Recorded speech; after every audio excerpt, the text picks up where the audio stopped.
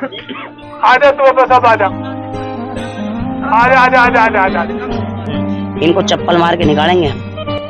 हमने देख लिया इनकी जितनी इज्जत है इनकी नालायकों की।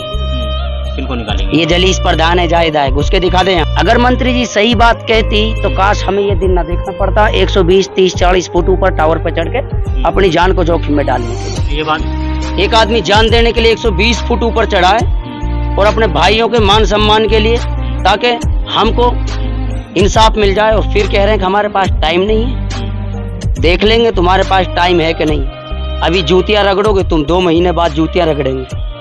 तो इंशाल्लाह सारी कौम खड़ी है, गांव के लोग भी खड़े हैं। इंशाल्लाह बताएंगे ना, बताएंगे ना, मत से बताएंगे इंशाल्लाह।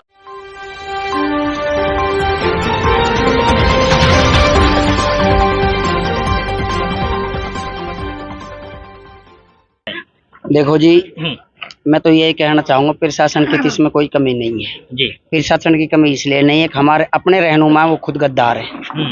अगर हमारे रहनुमा हमारे भाई नासिर और जुनैद की आवाज को मजबूती से उठाते और 5 आदमी जो उलमा बैठे हैं बिरादरी वाले, इनकी बात को मान सम्मान करते, जैसे बिरादरी ने कहा था कि विधायक महोदय, मंत्री जी आप ही कर दीजिए इसको, तो उसको ये नहीं था कि बॉडियों को तुरंत दफनवा दे। वो उसका मतलब ये था कि मैं बिरादरी के साथ हूँ, मैं बिरादरी की बेटी हूँ, क्योंकि मंत्री है, हमारी मान सम्मान दिया जी, हमारी नेता है, जैसे बिरादरी कहेगी वैसे मैं तैयार हूँ।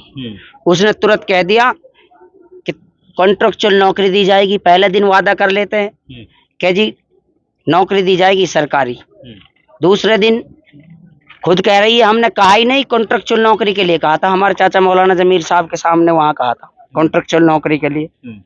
ये सारी झूठ बात करके धोखे में डाल दिया पूरे परिवार को। तो मंत्री जी झूठी है? बिल्कुल झूठी है। अगर मंत्री जी सही बात कहती तो काश हमें ये दिन ना देखना पड़ता 120, 30, 40 फुट ऊपर टावर पर चढ़ के अपनी जान को जोखिम में डालने के लिए। तो ये बात भी सच है कि आप झूठ पे विश्वास करते हैं? करना पड़ता है, क्योंकि हम तो मुसलमान ईमान वाले, एक मर्तबा तो करना पड़ता है। अल मुस्लिम अखुल मुस्लिम, जिसने कलमा पढ़ लिया ना वो ईमान वाला एक दूसरे का भाई है। तो इसलिए अच्छा, आज भी विश्वास करके आप नहीं चाहे? विश्वास करके आए, इसीलिए तो उलमा ने कहा है अल उलमा वरसतुल अंबिया, उलमा अंबियाओं के वारिस हैं। इनकी बात ना मानी तो वो घर काप हो गया। इसलिए इनकी मुफ्ती रिजवान साहब आए, मौलाना साहब बैठे हैं, तो इनकी बात को मानना पड़ेगा, चाहे किसी की बात को माने ना माने। लेकिन इन्होंने जो कहा है कि मैं आज नहीं आऊंगा कल आऊंगा, जाबिर के सामने बात नहीं करना चाहता, मैंने सारी बातें सुन ली। इनको चप्पल मार के निकालेंगे हम। हमने देख लिया इनकी जितनी इज्जत है इनकी नालायकों की।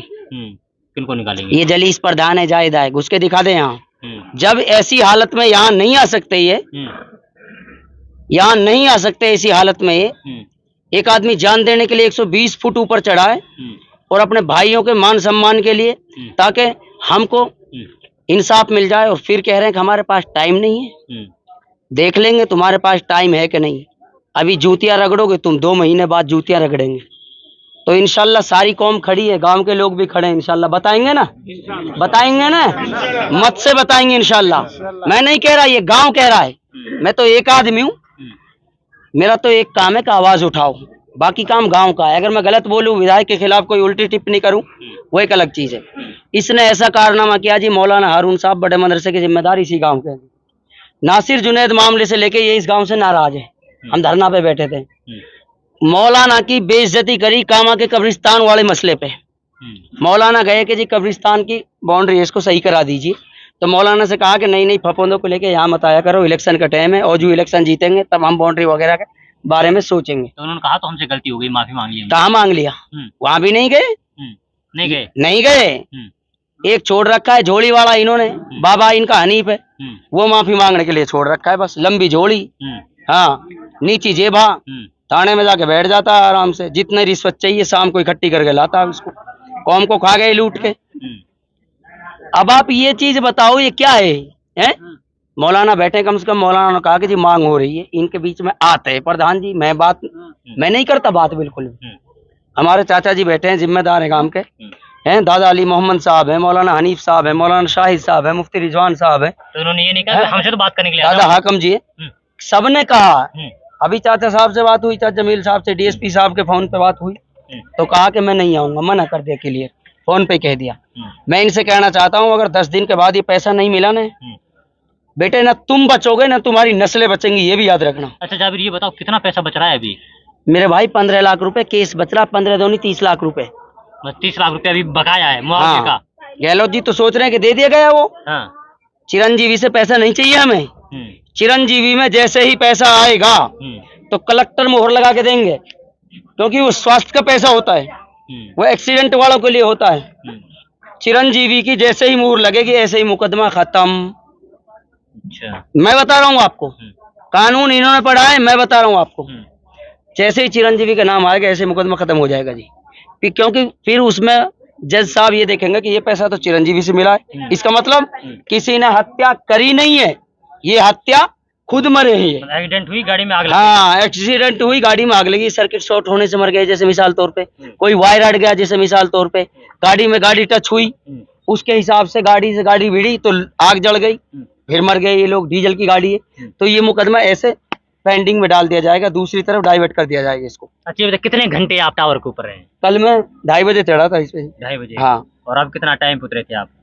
अभी आप देख लो, अभी उतरा हूँ, बस 10 मिनट हुई है मुझे, 4:20 पे उतरा हूँ। यानी 24 घंटे से ज्यादा वक्त हो गया, 26 घंटे के आसपास हो गया आपको जी। अच्छा, ये बताइए कि 26 घंटे में कुछ खाया पिया, पेशाब की आदत हुई होगी? पानी जरूर पिया है। हाँ।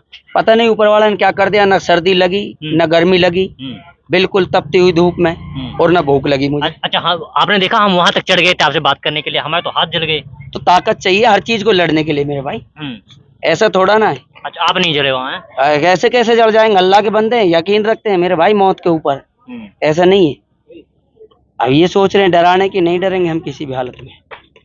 तो 10 दिन का वक्त दिया गया है? 10 दिन का वक्त दिया गया है। मैं तो ये कहना चाहता हूँ, एक बार चाचा जी से पूछ ले, हमारे दादा इस्माइल भाई बैठे हैं, उनसे भी पूछिए, वो भी जुनैद के खास है। मेरा भाई लगता है। जुनैद भाई लगता है? मेरा नाम इस्माइल है। फिर ये कह रहा हूँ, मतलब आप यानी कि संतुष्ट हैं कि नहीं, ये बताइए। सर देखो जी, जो वादा किया उन्होंने आज उधर, इसकी भी हमने देखनी, और ज्यादा दिन से भी ये वादा हो रहे हैं, तो 10-15 दिन के लिए भी हमने वेट करना पड़ेगा जो वादा किया है। नहीं, मैं कह रहा हूँ मुआवजा, जब मुआवजे की बात हुई उस टाइम पे, भाई हम लोग मुआवजा देंगे मृतक के परिजनों को, तब कितने दिनों की बात हुई थी? वो हुई थी, मतलब ये कि करीब मतलब बहुत जल्दी दिया जाएगा, उसमें तो टाइम तो नहीं, तो बताया होगा, महीना 2 महीना 3 महीने 5 महीने साल, वही वक्त नहीं है उसमें, उसमें टाइम नहीं था। तो फिर आपने मांगा मुआवजा अपना कि भाई कि हमें मुआवजा दे दो, हमारा मुआवजा तो चाहिए। मुआवजा हम 3 बार मार चुके, वहाँ भी पहुँच गए, यहाँ भी हमने कहा है, मतलब 3-4 बार यानी कि मुआवजा मांगा, फिर नहीं मिला? नहीं मिला। अच्छा, नहीं मिला। आज भी फिर मतलब जाबिर साहब को उतारा है हमने, इसीलिए उससे वादा लिया है, उसने वादा दिया है, अब 10-15 दिन का वादा दिया है, अगर वो नहीं करेंगे इस वादे को पूरा तो फिर हम सड़कों पे भी आएंगे। अच्छा इस्माइल साहब, ये बताइए, अच्छा ये बताइए, वो तो कहते हैं कि जाबिर के साथ कोई नहीं है, तो फिर आप लोग साथ हैं कि नहीं जाबिर के? देखो, जाबिर के साथ क्यों ना, जाबिर परिवार का नहीं है। जाबिर परिवार का है, सभी साथ है। बोल रहा है ये तो यानी कि लोगों बरगल आ रहा है। नहीं, ऐसा कुछ नहीं है, ये लोग बाग कुछ भी कह दे, कोई भी कह दे, जाबिर परिवार का है, जाबिर हमारा है। और गलत लड़ रहा है, सही लड़ रहा है? सही लड़ रहा है, सही लड़ रहा है, बिल्कुल सही लड़ रहा है, बिल्कुल साथ है। अच्छा, बिल्कुल साथ है। अगर सही नीति पे हम जाबिर सही है तो सही लड़ेंगे, और गलत के साथ गलत नहीं देते।